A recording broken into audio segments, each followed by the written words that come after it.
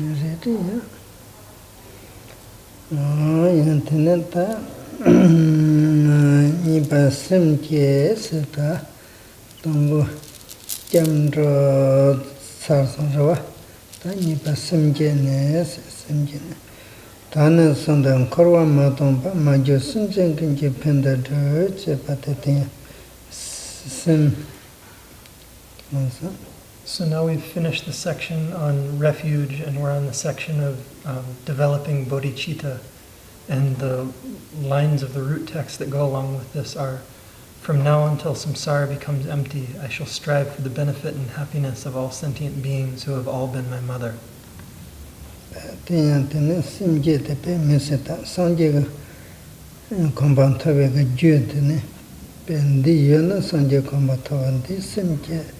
The men Sanje Compound top to Mare, Satin, Lapard, Tipachembon, then do Zoxen Pardalton, some gypsy, 17 images, younger grass and Having bodhicitta is the cause for attaining enlightenment.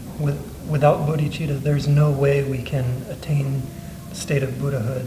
And if we do have bodhicitta, then we can attain the state of Buddhahood.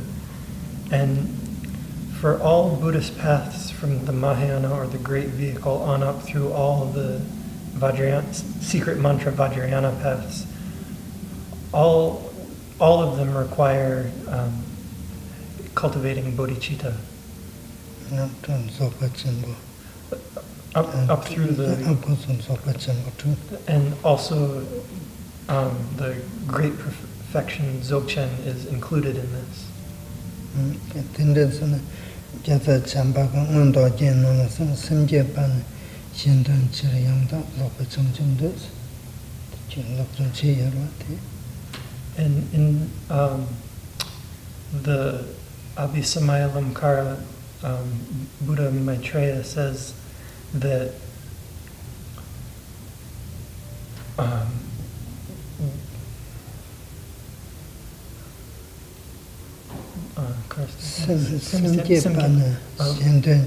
bodhicitta is for the benefit of others, wanting perfect Buddhahood, wanting perfect enlightenment. Then Changes Rinpoche Tian Goan Sanje Chamden again, Sanje Toban the Chu Mongol Lapper Miji.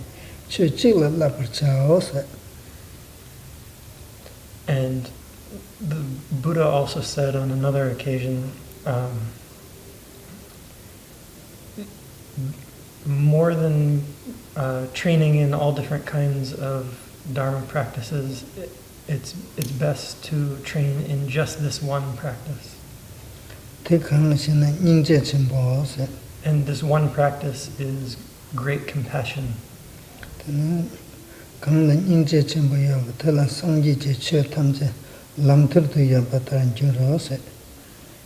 Whoever has this great compassion, it will be like they have all the Buddhas resting in the palm of their hand. And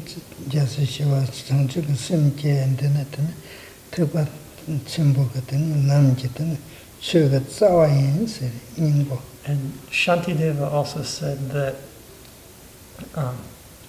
this bodhicitta is the root or the foundation of all paths.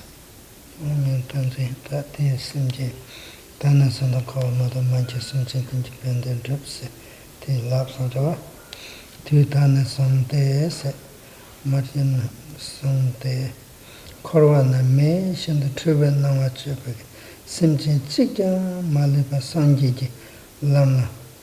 Sonam Salamatong Parta, the GYUR never cover the Jiva Caps, Pama Juba Simjan Kunji, Pendem Bashi, Latin Samberchi, said that he said. No root in the Tanason Koma, Major Simjan independent. And that's why we say, from now until samsara becomes empty, I shall strive for the benefit and happiness of all sentient beings who have all been my mother.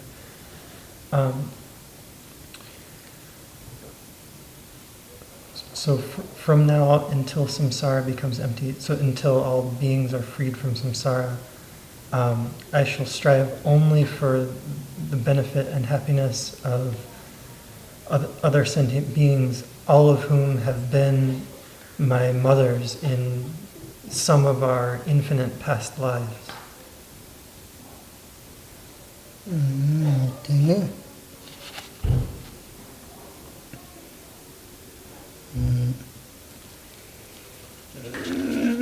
Das tenen korwa tenen dan sondan korwa me shindan trulwegen nangwala chebe simjen chikja mali paase.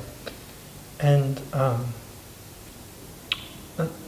important aspect of this is all these beings,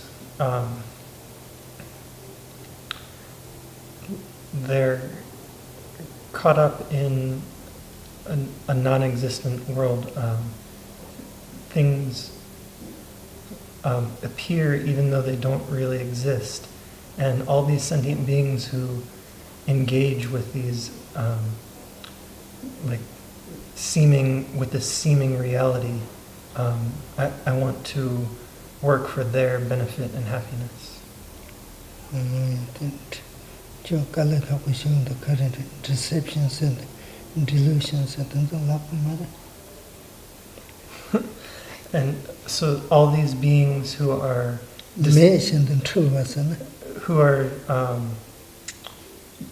deceived and deluded, and because of that delusion, experience things that aren't really the way things are.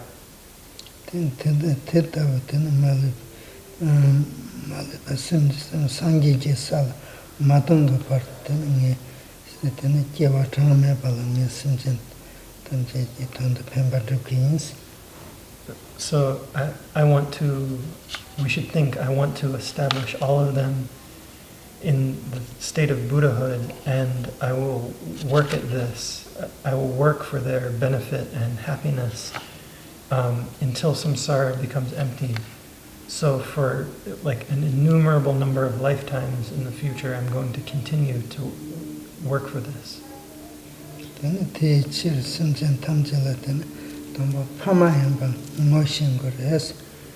And in order to be able to do this, first we have to understand that all sentient beings are like our own parents. Or have at some point been our parents. So we have to think about this and become familiar with the idea that we have to recognize that they've been our parents. That they have all been our parents before.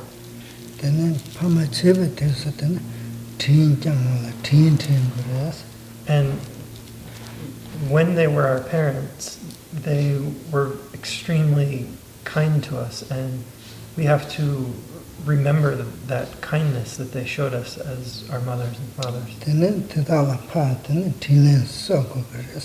And then we have to repay their kindness.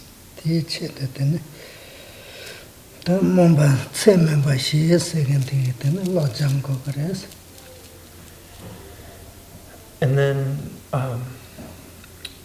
first we have to train in the four immeasurables. We have to train our minds with the four immeasurables.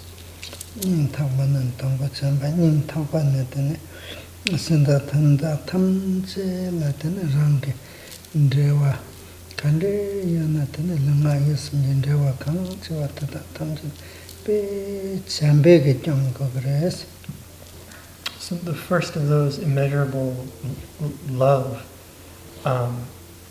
means that we have to support all other sentient beings who have any kind of connection with us at all through any actions of body, speech, or mind. All those sentient beings we have to regard with a really intense feeling of love. And then we have to think about the suffering that all these beings experience and cultivate intense compassion for them.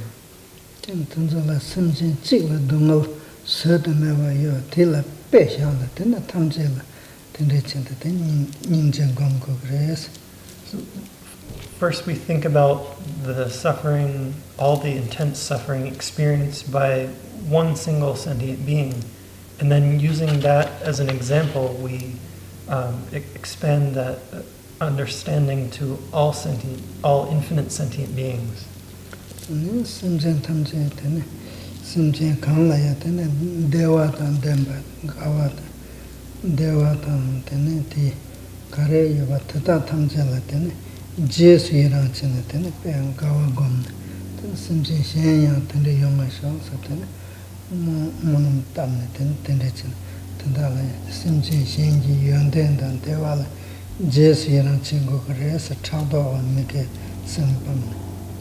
So that's how we meditate on compassion. And then we also have to cultivate immeasurable joy. And this is, to do this, we look at whatever joy or happiness other sentient beings are experiencing, and we rejoice in it. From the bottom of our hearts, we rejoice and take joy in the fact that they are experiencing joy and happiness, and we pray, we make aspiration prayers that all other sentient beings can experience the same kind of happiness.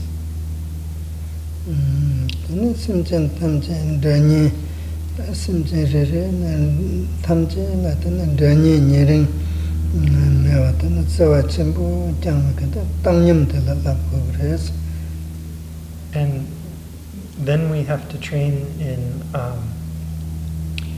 equanimity or evenness, where we regard all sentient beings equally without any regard for whether they're our enemies or our close friends or whatever.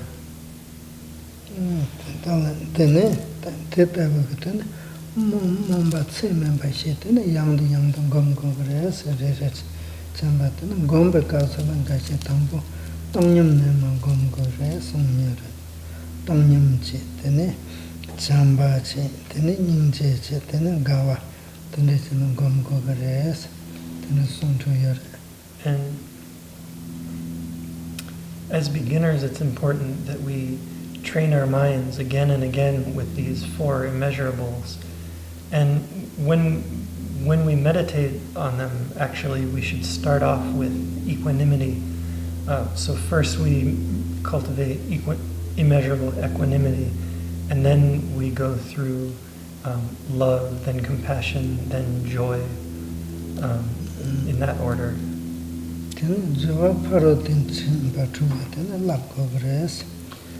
And we also have to train in generosity and the rest of the 6 perfections.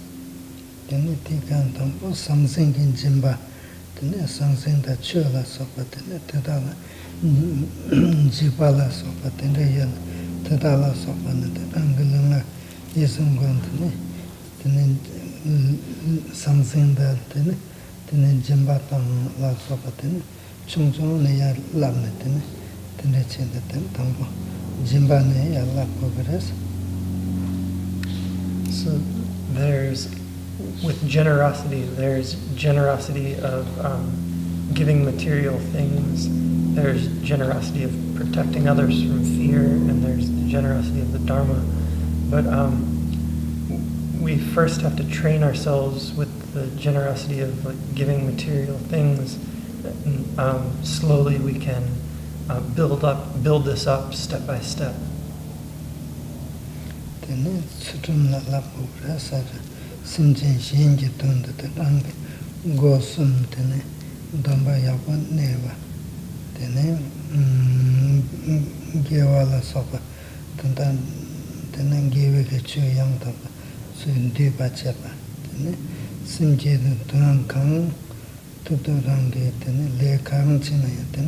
tsangma china simchina penta laksam namda tanda chinko kres. And then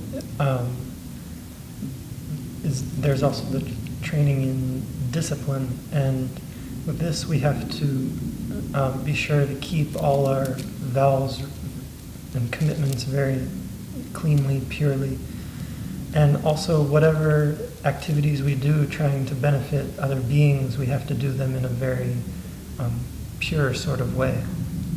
Very positive. In a very positive way. Yes. With our body, speech, and mind.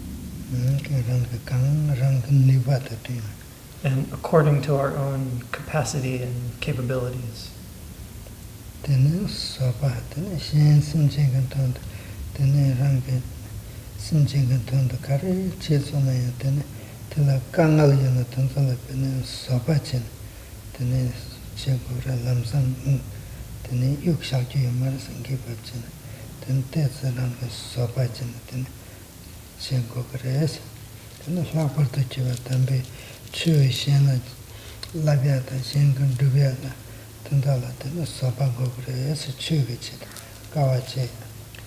Then next is the perfection of patience, and this means whatever virtuous actions we're doing for the sake of other beings, we shouldn't get discouraged by any hardships we experience while doing these activities, and we shouldn't give up or abandon our activities for the benefit of sentient beings. And also, whatever hardships we experience for the sake of the Dharma, we should have patience and forbearance. And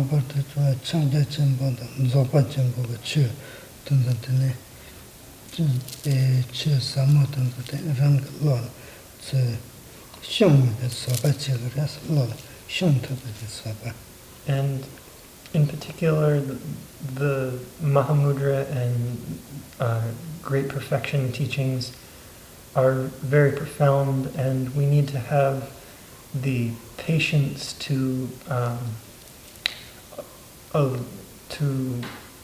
allow ourselves to comprehend and accept those teachings if we're not able to right away.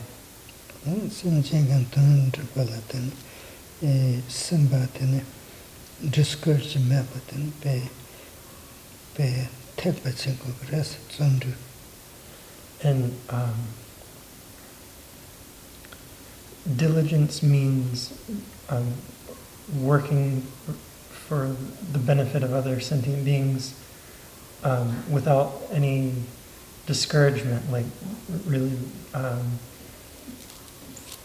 being able to bear it.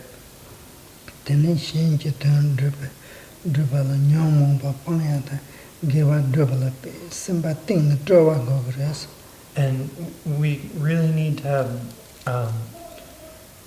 joy. We need to take delight in doing these activities for the benefit of the other sentient beings from the depths of our heart.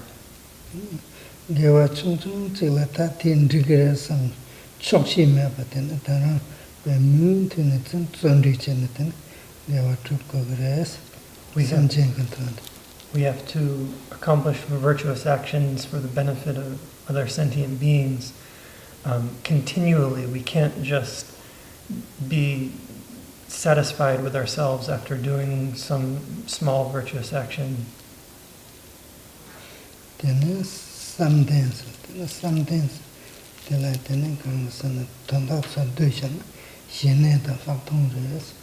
And then is the perfection of samadhi, or meditative concentration. And in short, this refers to the trainings in shamatha and vipassana, or calm abiding and special insight meditation.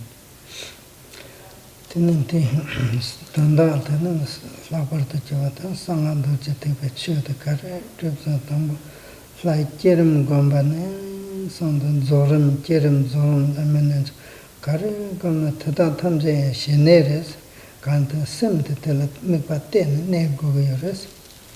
And in the like secret mantra Vajrayana context, whatever meditation we're doing, like creation stage or completion stage or guru yoga or whatever, all these practices are calm abiding meditation. They are shamatha, because when you do these practices, your mind has to rest one-pointedly on its object of focus.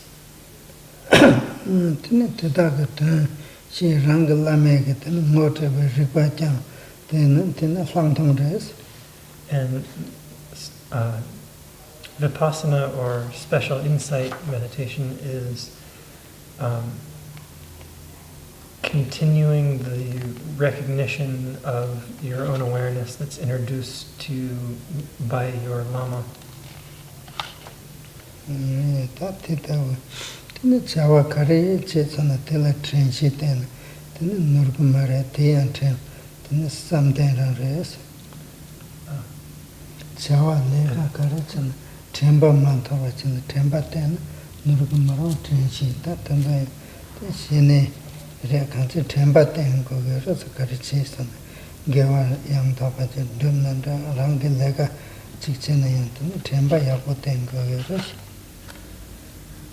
And actually, whatever activities we're doing in the world, whether we're doing like virtuous things to help others, or if we're just doing our usual like job, making a living, whatever, we have to do all these things with mindfulness and conscientiousness. And if we do these activities with mindfulness, do them very carefully, then we'll be able to accomplish them correctly. Like, we'll have good outcomes from what we're doing. And this is also shamatha, or calm abiding. This maintaining mindfulness.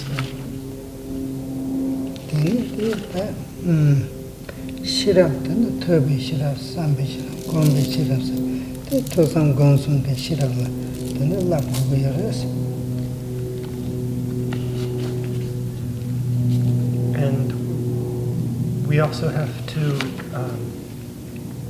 train in the three types of intelligence or insight, like the intelligence that comes from listening or hearing the teachings, the intelligence that comes from contemplating the meaning of the teachings, and also the intelligence that arises through meditation. And this word I'm saying intelligence, but can also be translated as insight or wisdom or several other things.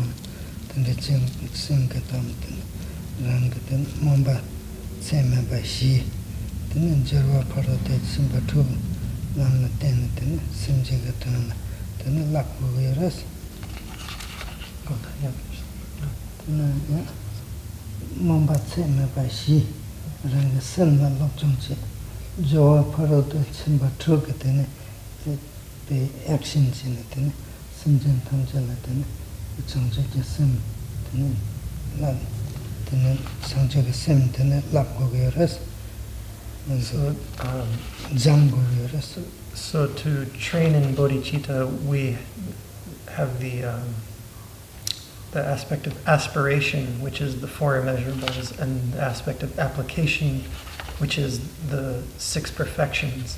And we have to train and practice in these things to cultivate bodhicitta. And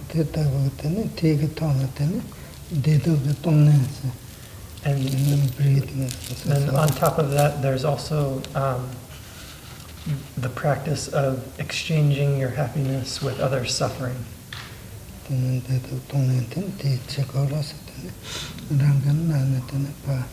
rangi gyungiwa tan dewa to kariyawa tamze simchen tamze la ten pa tamne ten yog namba osirkava namba ten te simchen tamze la pa simchen tamze ki ten dongal tan medewa tan ten kumendo pa kariyawa tamze shin ten tamze dewa tan tresmo sambache ten tanda mendo pa dongal tramishi pa kariyawa tada tamze tsu tene nakbo ga namba ranga nakbo na tsu nyingi ki la temso sambache ten tada tamze ga donga tamze ranga temso sambache tenre chine tene dedok jene tene ogla tana tene dedok jene tene chin gogres gom gogres.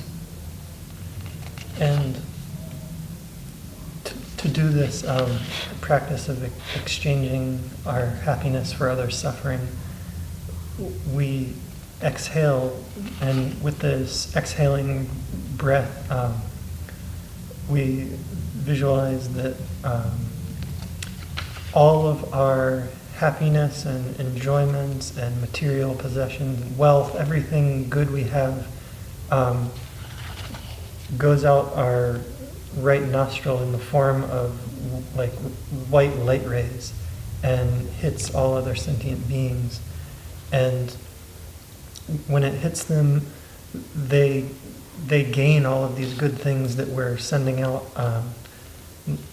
Like they become happy, all of their suffering and unhappiness becomes pacified. And then we imagine that when we inhale, all of their suffering and negativity and inauspicious circumstances and all their negative things like come into us like in the form of like black light, and it dissolves. It comes into our left nostril and dissolves into our heart. And in that way, with the exhalation and inhalation, we train in exchanging our suffering, exchanging our happiness for others' suffering.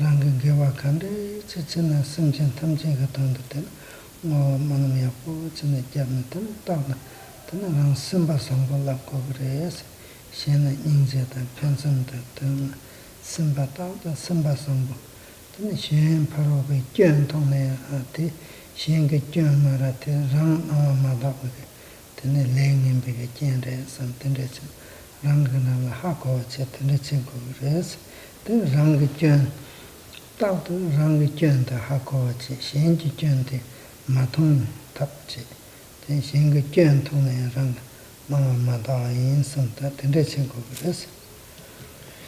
So we have to train and cultivate bodhicitta, and we can alternate between doing these practices of the bodhicitta of aspiration and the bodhicitta of application, and the exchanging our happiness for the suffering of others.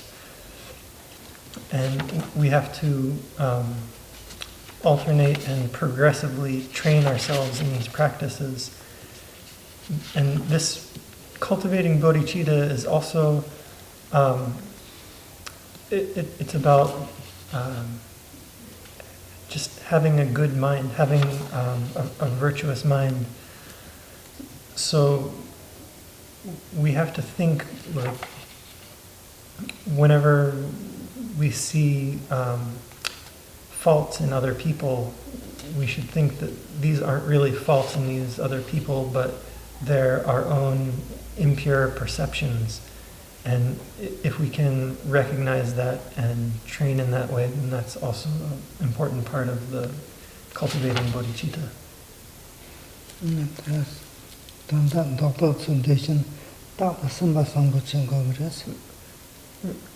really the condensation of all this stuff about bodhicitta is we have to always have a positive state of mind.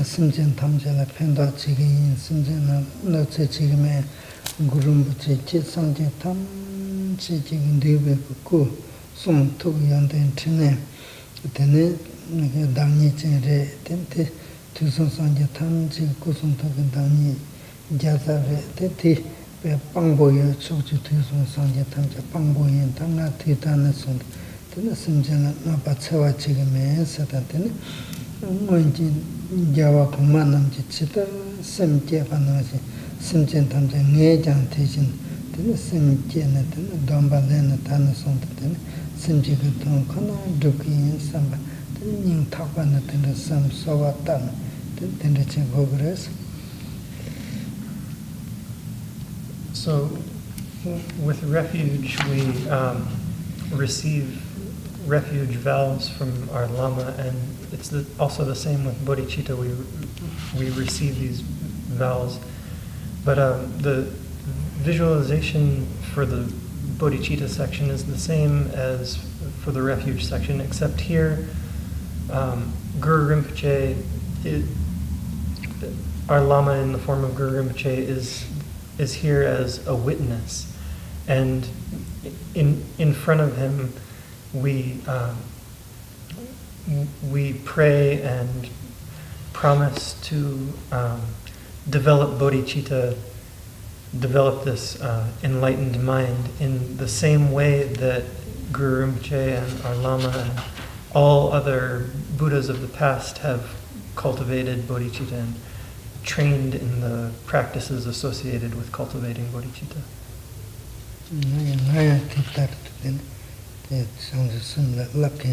And we promise that, like, I am going to train in bodhicitta in the same way as them.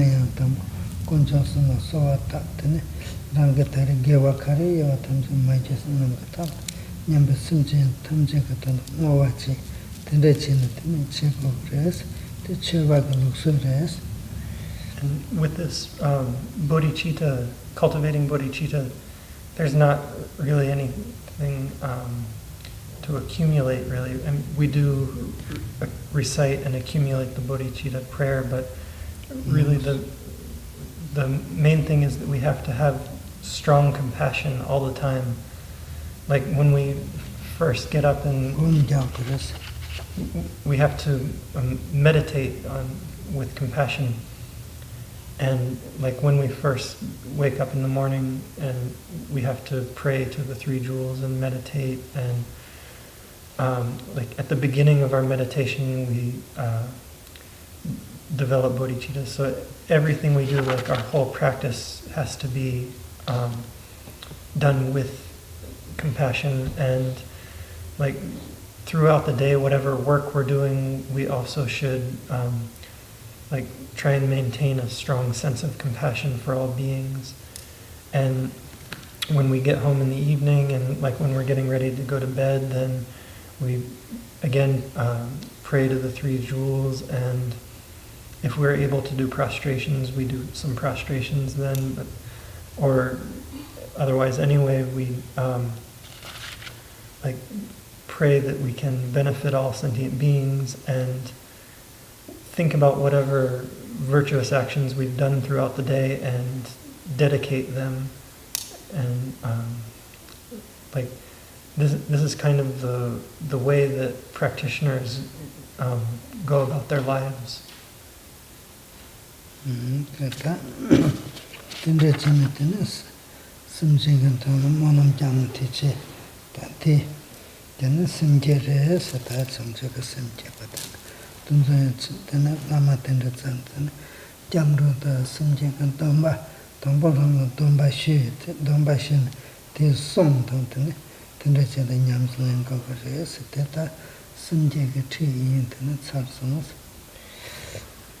So that's how we go about cultivating bodhicitta with compassion. And so with refuge and bodhicitta, first we have to receive refuge vows from our Lama and receive bodhicitta vows from our Lama. And then after we've received those vows, we have to uphold them. We have to protect them well.